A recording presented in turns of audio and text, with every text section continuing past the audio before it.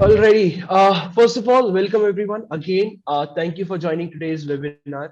Let me introduce myself. My name is Puru Sharma, and I am working as a UX designer with Cordvo. And Cordvo, you may or may not know that it is a fast-growing, pure-play product engineering company that believes in bringing ambitious ideas to life through agile methodology. In today's webinar, as you can see, we are going to be talking about how one can master predictions over real-time data. We will be doing so using time series analysis. Without further ado, I'll go ahead and I'll be introducing our guests. We will have a few people joining us. Meanwhile, all right. Firstly, I would like to introduce Asif. He is currently working as an engineering manager in Cordvo. He has overall 15 years of experience in IT, experience in PHP, Python, Java, React, Node. He has been building API, managing DB, cloud infrastructure, IoT, Docker, Jenkins, and whatnot. He has been building custom cloud-based applications from scratch, end-to-end technology in terms of desktop and mobile apps, with a focus on efficiency. He has managed small to mid-sized teams in his career so far. Uh, he believes in empowering his team members since everyone has the ability to lead and it needs to be nurtured. With that, Asif, over to you. Thank you, Guru, for that amazing introduction. Thanks a lot for joining us. Next up, we have Ayan. He is a data scientist in Cordvo, and he has overall 5 years of experience in IT industry. He has recently completed his master's from MIT, USA. Ayan is one amazing and detail-oriented data scientist possessing a proven track record of driving user growth by boosting user retention and enhancing market share through deploying data. Engineering and data science components, techniques, and best practices, he has executed various on uh, computer vision, natural language processing, and the application of neural networks. He has worked with various clients, created AI-driven solutions for their business problems. Ayan, welcome. Thank you for the introduction, Puru, and welcome everyone. Now, if any of you would have any questions before after we start the webinar, I would like you all to either hold them or send them to us in the chat. We will answer them in the end. Over to you guys. Hi, everyone. Welcome to this webinar on mastering predictions over real-time data. And as Puru said, all questions you have, we'll be addressing it later in the last section. We'll have 10 minutes dedicated to questions. And starting with my introduction, as Puru said, I've been working with Cordvo as an engineering manager, handling a few projects here, working very closely with the data science team. And we work with time series data every day, right? This is a data type which we see in pretty much everything that we do. And we recently thought of creating a series of webinars where we can present this information to professionals, students, and pretty much everybody who's interested and can derive benefit from it. First thing to look at here is what exactly is time series analysis. Now, time series analysis is a specific way of analyzing a sequence of data points which are collected over an interval of time. So that interval of time can be seconds, it can be milliseconds, hours, weeks, months, anything. So in this analysis, right, most important thing here is we have to understand if the intervals are consistent intervals over a period of time or they are intermittent or random. So that differentiates what kind of data you have. And we'll be looking at that in later slides. Now, if you look at the earliest example of time series data, you could pretty much understand what I'm talking about. This has been going on for thousands of years. And the reason why I say that is if you look at a sundial has specific points, and every point is a reference to the sun, right? So when the shade falls on that point, you know what time it is. So as time passes, the points change. So this is the pretty much the first example that I can think of time series data. So we've been dealing with time series data for as long as humanity has existed. So what exactly is time series data? So if you look at, just go back to the previous slide, Puru. Yeah, a previous slide. Sorry, the previous slide. Yeah. So what exactly is time series data? So we're looking at a sequence of data points indexed in time order. To make it even more simple, just imagine two columns, right? One column has your measurements, the other column has the timestamps. The timestamps can be collected at different points in time, and they're saved, and your measurements are saved in one column. It's simple as this. That's it. And then these data points can, be they can have successive measurements from the same data source. They can have over a time interval, and you can have multiple sensors collecting different measurements. So you can have multiple columns as well. So I'll come to that. That is what differentiates this time series data, univariate and multivariate. We'll be looking at that in next slides. But yeah, if you look at, let me give an example of this, quick example. If you look at COVID-19 cases, right, the way we saw the cases increase over as time passed, within a few weeks, the entire world was, infected or under lockdown. And if you look at the number of cases rising, so if you look at 22nd of January, the cases were 580, right? And immediately by 15th of April, they had reached 2 million, the number of cases worldwide. So this is one way of analyzing time series data, and that is what makes it univariate. So you're just looking at cases over a period of time. And now if you look at the deaths as well, if you look at the total deaths which happened during this time, then you will understand multivariate time series data. What happens here is you'll be looking at two aspects for a same time series chart. But if you want to look at where exactly we are using this time series data, the examples of time series analysis, you have to look at the industries where they are being used right now.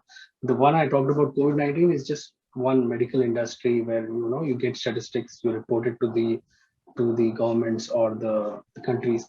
But if you look at real-time usage, right, that happens a lot in oil and gas industries.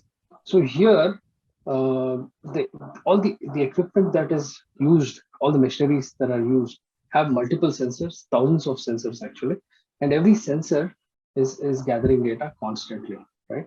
And if you look at another example of this data that we worked with in Cordvo very recently, we were analyzing flight data, right? So sensors and devices on a flight constantly record data.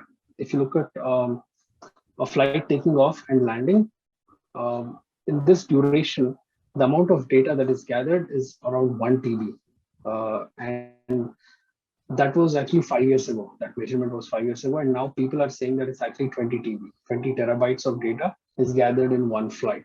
So if you look at fintech industries, for example, any payments that happen, right? The payments, the views that happen on a particular product, the number of views. So all that is being recorded to understand how to drive sales of a particular product or an industry in itself, and also to understand how much of an investment they need to make, return of investment, ROI, right? So that is also being analyzed constantly. If you look at if you look at rainfall measurements, for example, all right, time series data, electrical activity in the brain is all again time series data. Monthly subscribers to Netflix or any app or product that you use, again time series data is used to analyze that. And there are peaks and there are falls, and they understand that, and accordingly they adjust their infrastructure and how much they need to spend on marketing and sales. So yeah, all this is being done with the help of time series data. So if you go to the next slide, Guru, understand the types that I was mentioning about. Yeah, univariate and multivariate, that's what I was discussing.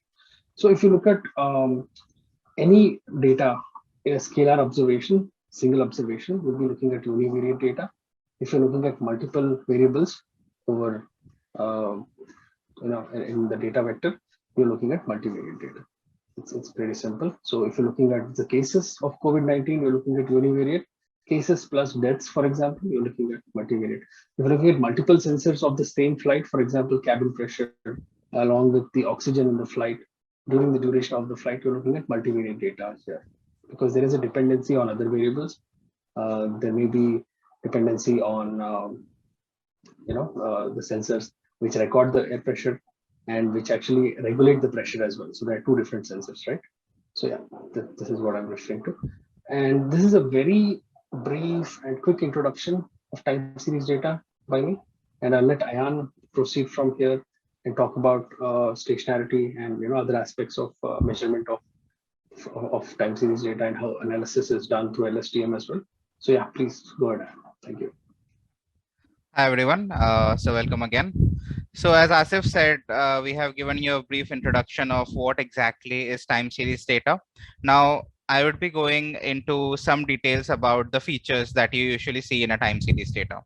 So one of the most important required feature, I would say, for working with time series data is stationarity. So what is stationarity? Now, when we speak about time series data, we think about a value that would keep changing as the time progresses. Now, of course, that is true. However, there are some parameters, there are some features which we don't want to change rapidly. Even though, the feature would change, but we don't want that to change rapidly within shorter intervals of time. So there are three main factors which we consider to understand whether the time series is stationary or not. So the first one is mean, the second one is the standard deviation, and the third one is called seasonality. So let me explain those to you one by one with details. So if you see the images here, now if you consider the first graph, this graph right here, so you can see that in this particular interval, the values are changing rapidly. So it was very low here, it's very high here, right? So the mean value of of this distribution is changing rapidly. So you can see the same kind of example here also. So for this graph as well, you can see the mean value is changing very rapidly. So this basically means that your data is not stationary. So you have to do something about it. Now the second one is of course the standard deviation. So standard deviation could be easily seen by the difference between the curves, right? So if you see here in this particular image here, so you would see at some places there is a very high density between the lines, and in some places there are huge gaps, right? So this means that the standard deviation is changing rapidly, which means again your data is not stationary. So this is the second factor. Now the third one on which you do not have a lot of control is the seasonality. So what is seasonality? So what happens is seasonality is, if you see this graph, so up to a certain period of time, you have a certain kind of distribution, and then your distribution changes, right? So in seasons or in specific time intervals, your distribution is changing. So this is what is called seasonality. Now we don't have, we cannot do much about seasonality. However, we can control the stationary, the non-stationarity caused by mean and standard deviation. So how do you do that? Yeah. So how do we fix non-stationary data? So how we are going to do this is, there is a very simple statistical calculation here.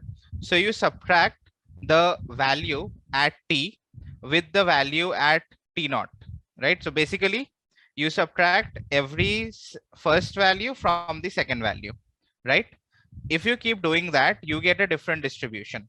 Now you do it once and you find the expected value, which is nothing but the mean of this particular distribution, right?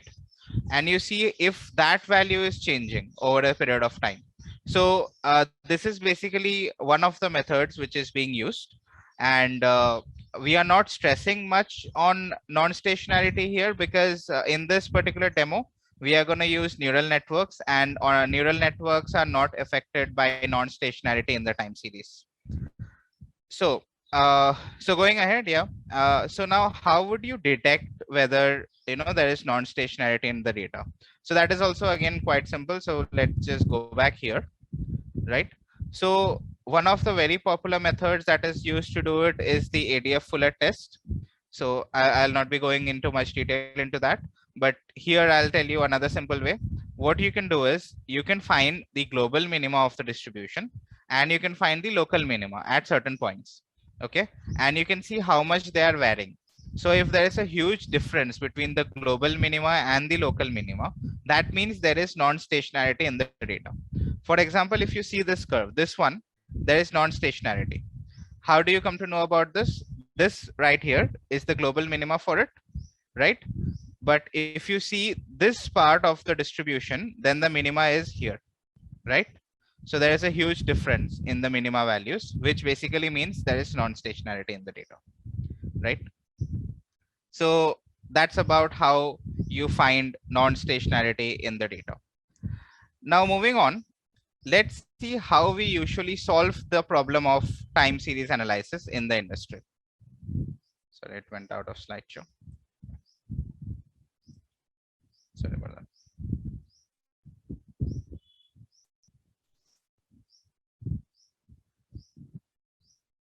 Okay, right. So let's talk about how we are handling time series data. So the very simple method that is done is auto regression. So auto regression is nothing but as it is suggesting regression within yourself. So what happens here is you have a set of values like this, right, which is distributed over time interval. Now what we are doing is we are selecting some amount of these values as the feature vector and the value that comes after those values as the label. Okay, and then we are using it for regression. So this is the basic step which is followed in auto regression.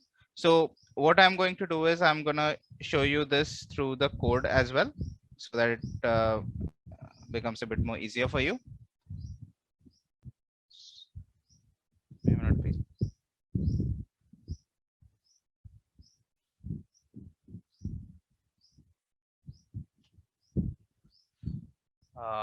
Sorry, my screen got struck. Just give me a minute.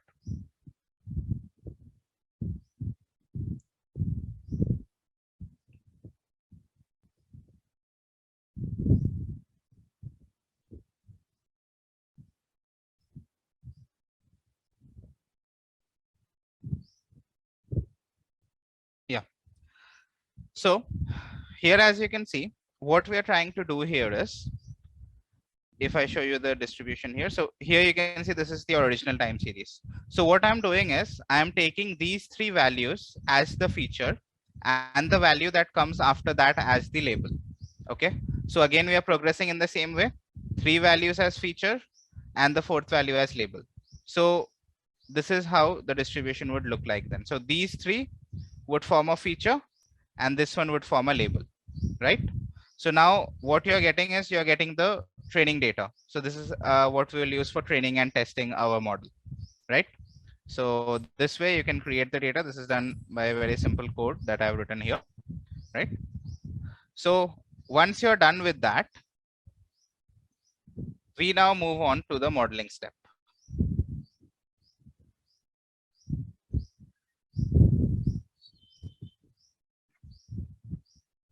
So since your data is now ready, we now move to the modeling step from this point. So there are some of the traditional models that you might have heard of: the auto regression method, the moving average method, the ARIMA, which is auto regression integrated moving average. We also have other neural networks that help us to do this. They are called autoencoders, and there are other architectures as well. But in this particular presentation, what we are doing is we are focusing on using LSTM for time series analysis. So let's start with, why are we using LSTM?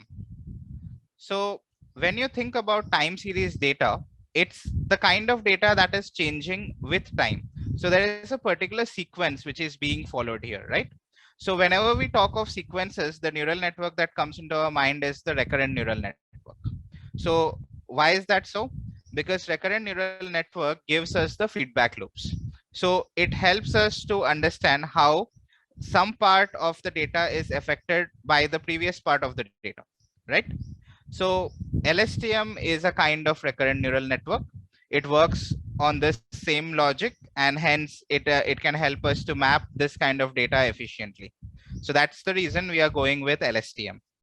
So before we start explaining how we are using it, let me give you a little idea about the architecture of LSTM. So this right here is the diagram which is representing LSTM architecture. So LSTM is, again, as I said, a recurrent neural network. It has the ability to handle how much information would be sent as input, how much information would be retained within the cell, which is also referred to as cell state, and it also controls how much information would be put out of the cell. So it does this by using three gates. There is an input gate, there is a forget gate, and there is an output gate, right? So in this diagram here, this particular diagram, this particular part of the diagram that you see is the input gate. So this box here is representing the sigmoid function. So why are we using sigmoid function? So sigmoid activation controls the amount of data that would be moved to the cell state. So what it's doing is, as soon as there is some amount of input, it saves some part of the input in the cell state as the memory, and it sends the rest to the, sends the rest forward for the forward propagation. Now the next one is the forget gate. So what does forget gate do? From here you're getting the input, right? So some amount of input is going in. Now from the previous cell state also, we don't want to keep all the data. We want to remove some part of the data which was in the memory. So for doing that, you have the forget gate. Okay. So forget gate will also have a sigmoid function, and it will have a tanh function as well. So sigmoid function would again control how much you're forgetting, right? So that is the operation that would be done by the forget gate. And finally, you have the output gate. So what would the output gate do? It would take some amount of data from the cell state, some amount of data from the input state. It would do the, cross. The cross here represents the calculation that is being done here, right? The activation functions calculation would be done here, and that would be sent as the output, the HT. Okay. So how is this beneficial? So here the LSTM cell would automatically control